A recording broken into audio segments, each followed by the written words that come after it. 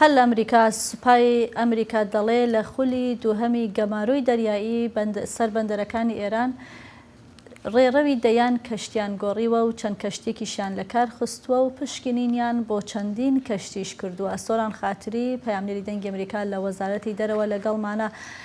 سۆران، سەبارەت بە وردەکاریەکانی خولی دووهەمی ئەم گەماڕۆ دەریایانە ئەکرێ زانیاری زۆرترمان بدەیتێ؟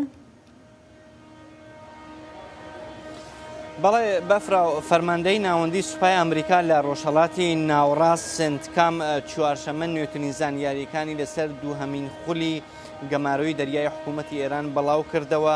ئەم خولە ینی خولەی دووم 23 پوشپەر دەستی پێکردووە. سنتکام دەڵێ لە 23 پوشپەر و تاکو چواردەی گەلاوێژ ڕێڕەوی 48 کەشتیان لە کەنداو یا تەنگەی هۆرموز گۆڕیوەوە نیان هێشتووە ئەم کەشتیانە بڕۆنە بەندەرەکانی ئێران یاکو لە بەندەرەکانی ئێران بێنە دەرەوە. هەر لەم ماوەیەدا سنتکام دەڵێ دوو کەشتی کە گوێڕایەڵی فەرمانی هێزەکانی ئەمریکا نەبوون بۆ گۆڕینی ڕێڕەوی خۆیان کراونێتە ئاماژ لە کار خراون و دەستیشیان بەسەر دوو کەشتیە گرتووە.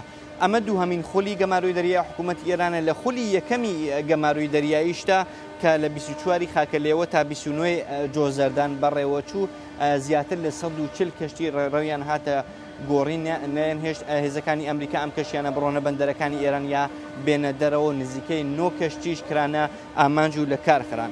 هاوکات لەگەڵ ئەم گەمارەوەی هەڕەشەکانی حکوومەتی ئێران و ئەو گروپە میلیشیانە سەر بە حکوومەتی ئێران بەتایبەت حوسیەکان یەمەن بۆ سەر کەشتیەکان و کەشتیوانی نێودەوڵەتی لە هەمدا کەنداوی فارس و هەم لە دەریای سووردا زیادی کردووە. دەستەی ئۆپراسیۆنە دەریاییەکانی بریتانیا ئەمڕۆ پێنجشەممە ڕایگەیاند کە دوو تەقینەوە لە نزیک کەشتێک لە تەنگەی هۆرموز ڕوویداوە. دیار نییە ئاکامەکانی ئەم تەقینەوە چی بووە، ئایا هیچ خەسار و کوژراوێکی لێکەوتوێتەوە یاننا.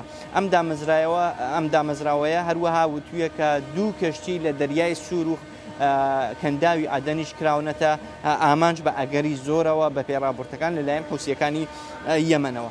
هاوکات ئاژانسی هەواڵی ڕۆیتەر راپۆرتێکی بەڵاو کردوتەوە. لەم راپۆرتەدا بە پشتبەسن بە ئامارەکانی کۆمپانیای داتای کەشتیوانی و کەلوپەلی جیهانی کەپلەر راپۆرت کراوە کە پاش بانگەشەی حوسیەکانی یەمەن بۆ هێرشکردنە سەر کەشتێکی نۆت هەڵگەری عەرەبستان ئەوە هاتوچووی کەشتیەکان لە کەنداوی فارسیش بە ڕێژەیەکی زۆر کەمی کردووە.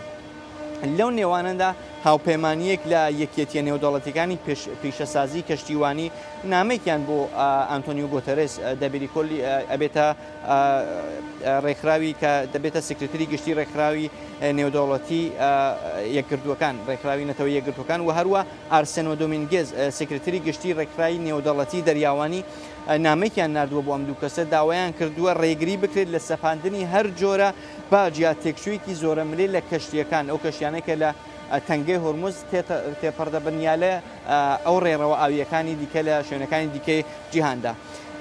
لە ئەم بەیاننامەیەدا لە ئەم نامەیەدا هاتووە هۆشداری دراوە کە سەپاندنی هەر جۆرە باجێک یا سەرانەیەک لەسەر کەشتیەکان لە تەنگەی هۆرموز ئەوە پێشینەیەکی مەترسیدار دروستەکەوە دەبێتە ئەوە ڕێگە خۆش بکرێت بۆ کارهایەکی لۆ شێوە لە شوێنەکانی دیکەی دنیادا. پێشتر هەر لەسەر ئەم بابەتە مارکۆ ڕۆبیۆ وەزیری دەرەوەی ئەمریکای شەنداری هۆشداردا بوو لە ئەوەی کە هەوڵەکانی حکوومەتی ئێران بۆ سەرانە وەرگرتن لە کەشتیەکان لە تەنگەی هۆرموز وتوی ئەگەر بێت و ئەم کارە بگرێت و حکوومەتی ئێران لە ئەو کەشتیانەی کە لە تەنگەی هۆرموزەوە تێپەردەبن سەرانە وەربگرێت ئەوە پێشینێکی مەترسیدار دروستە بێت و دەبێتە ئەوە ڕێخۆش بگرێت بۆ ئەوەی کە وڵاتانی دیکەش بانگەشەیەوە بکەن کە ڕێڕەوەکانی دیکە سەر بە ئەو وڵاتانەیەوە لە کەشتیەکانەوە کە لە ئەو وڵاتانە تێپەردەبن سەرانە و باج وەربگرن. هاوکات لەگەڵ ئەم هەڕەشانە و ئەم هێرشانەی حکوومەتی ئێران و گروپی حوسیەکانی یەمەن بۆ سەر کەشتیەکان چەند هاوپەیمانیەتێکی نێودەوڵەتیش خەریکە دروستە بێ بۆ بەرگریکردن لە ئازادی کەشتیوانی نێودەوڵەتی و بۆ پشتیوانیکردن لە ئازادی کەشتیوانی نێودەوڵەتی. دەزانین کە عەرەبستان ڕاگەیاندووە کە هاوپەیمانێتێکی دروست کردووە کە 14 وڵاتێدا بەشدارن لەوانەیە لە وڵاتانە پاکستان و قەتەرن کە پاکستان و قەتەر نێوەندگیری سەرەکی وتوێژەکانی ئەمریکا و حکوومەتی ئێران. هەروەها لە لایەکی دیکەشەوە و بریتانیا و ئەمریکاش لە هەوڵدان بۆ ئەوەی کە هاوپەیمانێتێکی نێودەوڵەتی دروستکەن بۆ ئەوەی کە پشتیوانی بکەن لە ئازادی کەشتیوانی نێودەوڵەتی لە تەنگەی هۆرموز. بەڵێ بەفرا بەڵێ سپاس سۆران خاتری پایامنێری دەنگی ئەمریکا لە وەزارەتی دەرەوە.